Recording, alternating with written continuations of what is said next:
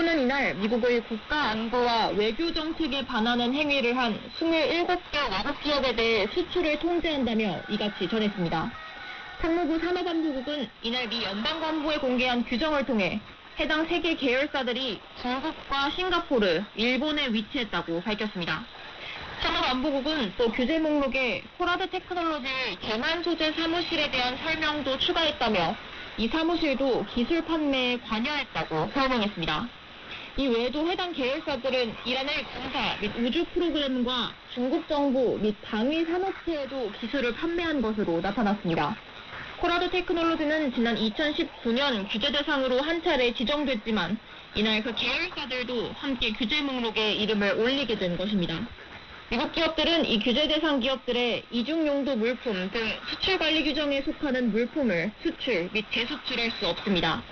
상무부는 또 이날 중국 인민해방군 현대화 등에 관여한 중국 기업 8개와 파키스탄의 핵과 탄도미사일 프로그램에 관여한 16개 기업 및 개인도 통제 목록에 포함시켰습니다.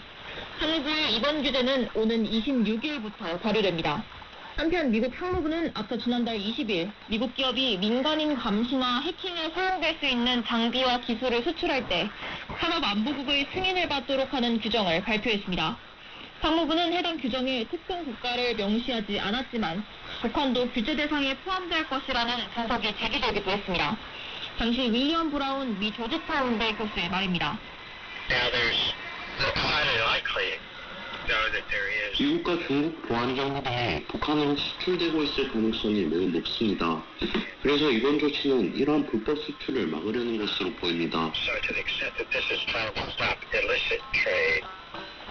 또 지난 10일 상무부는 미국 국무부 및 재무부와 공동주의보를 발표해 캄보디아에서 활동하는 미국 기업들이 북한이 연루된 범죄 활동에 조심해야 한다고 경고하기도 했습니다. RFA 자유아시아 방송 지정은입니다. 한국 경찰이 지난달 서해에서 쌀과 성경책 등이 담긴 페트병이 발견돼 이와 관련된 수사를 벌이고 있습니다. 이 과정에서 일부 탈북민들에 대한 경찰 당국의 인권 침해 논란도 일어나고 있습니다. 서울에서 모경재 기자가 보도합니다. 한국경찰청은 25일 자유아시아 방송에 지난달 서해에서 페트병이 발견됐다는 신고를 접수하고 이와 관련된 수사를 진행 중이라고 밝혔습니다.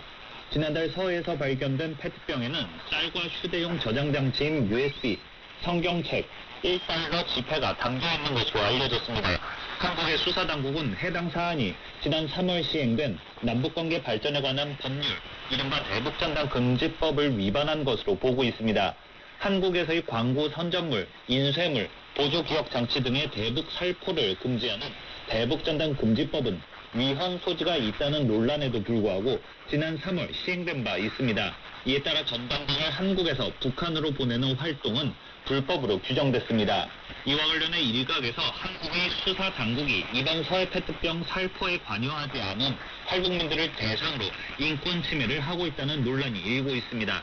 이들이 과거 대북전단, 서해 페트병 살포 경험이 있다는 이유로 경찰 측으로부터 용의자로 의심받으며 감시 및 조사를 받고 있다는 겁니다. 서해에서 페트병을 이용해 북한으로 쌀과 USB 등을 보내는 활동을 벌인다는 박정호 큰샘 대표는 25일 자유아시아 방송에 지난달 서해에서 발견된 페트병으로 인해 경찰로부터 조사 협조 요청을 받았다고 밝혔습니다. 또한 대북전단법 시행 이후 북한으로 페트병을 보내기 좋은 시기가 될 때마다 경찰로 추정되는 인력들이 집 주방을 감시한다는 주장도 했습니다. 페트병 위해서 동네 CCTV가 관리사무소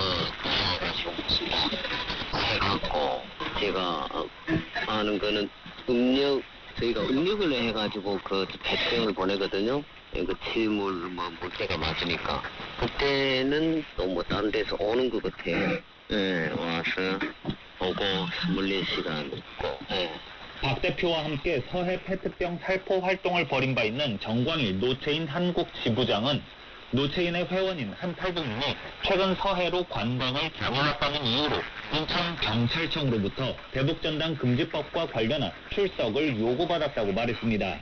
정 지부장은 수사 당국이 페트병에서 달러가 나왔다는 이유로 미국에 본사를 두고 있는 노체인을 서해에 페트병을 살포한 용의 단체로 보고 있다며 노태우는 대북전단 금지법 시행 이후 이에 저촉되는 활동을 벌인 바 없다고 강조했습니다. 이어 정 지부장은 최근 경찰 측이 자신에게 특별한 이유 없이 신변 보호 단계를 나급에서 가급으로 격상할 것을 제안하기도 했다고 덧붙였습니다. 근데 뭐 그 시점에 어디 놀러 갔다고 해서 그걸 갔다 온 사람을 다 의심하면 이건 말해서 안 되는. 그리고 또 탈북자만 또 골라가면서 탈북자가 어디 놀러 다니면 안 되는 거예요. 아버님에서 나를 보고 갑자기 뭐 북극으로 하는 게 어떻겠냐고. 이 사람들은 신변보호 하는 줄 알았는데 이거를 감시하려고 지금 나오는 거지.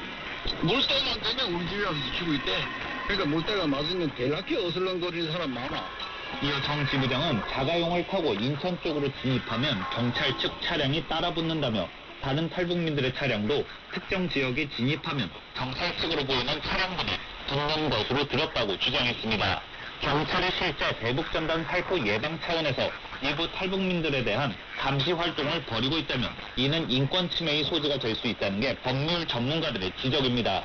앞서 한국 경찰은 지난 5월 대북전단 살포를 예방하기 위한 차원에서 안보, 정보, 경비, 교통 기능을 포함한 태스크포스, 즉 특별조직을 구성한 바 있습니다.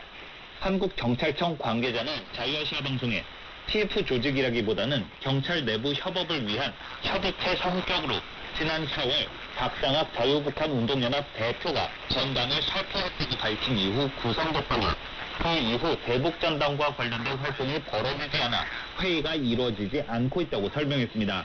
이 관계자는 경찰 측이 대북전단 금지법과 관련해 탈북민들을 감시하고 있다는 일각의 주장에 대해서는 과거 관련 전력이 있다는 이유로 경찰이 그런 조치를 취할 수 없다며 관련 절차와 규정을 따르고 있다고 강조했습니다. 서울에서 아랫거의 자유아시아 방송 모경재입니다. 한국 여당 더불어민주당의 이재명 대통령 선거 후보가 북한이 남북 간 합의를 일방적으로 파기할 경우 단호하게 대처하겠다는 입장을 밝혔습니다. 서울에서 홍승욱 기자가 보도합니다.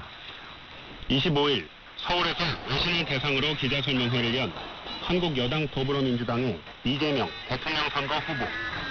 이 후보는 이 자리에서 한국 정부의 대북 정책과 남북 관계에 새로운 접근법이 필요하다며 대통령 당선 시 북한과 실용적 관계를 만들어 나가는 한편 남북 합의를 일방적으로 파기할 경우 단호하게 대처하겠다고 밝혔습니다. 남북의 관계에서는 신뢰 관계 기반의 이런 과정입니다. 남북 합의의 철저한 준수 및 이행이 전제될 때 신뢰 속의 발전을 이야기할 수 있습니다. 이 후보는 특히 지난해 6월 벌어진 개성 남북공동연락사무소 폭파와 관련해 북한이 당연히 하지 말았어야 할 행위를 한 것이라며 합의는 지키고 잘못은 명확히 지적하는 끊임없는 대화와 소통의 과정이 필요하다고 말했습니다. 한반도 비핵화와 관련해선 한국뿐 아니라 미국을 비롯한 주변국들의 민감한 이해관계가 걸린 문제라며 비핵화라는 대원칙이 반드시 지켜져야 한다고 강조했습니다. 다만 지난 2019년 하노이 회담이 단번에 문제를 해결하려는 시도 때문에 결렬된 거라는 평가와 함께 긴 시간 동안 불신의 골이 깊어진 만큼 먼저 상호 신뢰를 회복해야 한다는 해법을 제시했습니다. 그러면서 북한에 대한 조건부 제재 완화와 단계적인 동시 행동을 통해 점진적으로 해결해 나갈 문제라는 입장도 함께 나타냈습니다. 이 후보는 연평도 포격전 11주기를 앞둔 지난 21일 대전 현충원 포격전 전사자 묘역을 참배하면서 어떤 경우에도 북한의 일방적인 도발을 용인하지 않을 거라고 밝힌 바 있습니다. 한미 동맹의 중요성도 여러 차례 강조했습니다. 이 후보는 이날 한미 동맹의 공고한 발전은 한국 외교의 근간인 만큼 이를 힘을 발전시키겠다며 다만 일본, 중국 등 주변국과의 관계도 소홀히 하지 않겠다고 말했습니다. 앞서 한국 야당 국민의힘의 윤석열 대통령 선거 후보는 지난 12일 같은 자리에서 열린 외신 기자설명회에서 북한 비핵화를 위한 국제 공조를 주도해서 예측 가능한 단계적 비핵화 청사진을 제시하겠다고 밝혔습니다.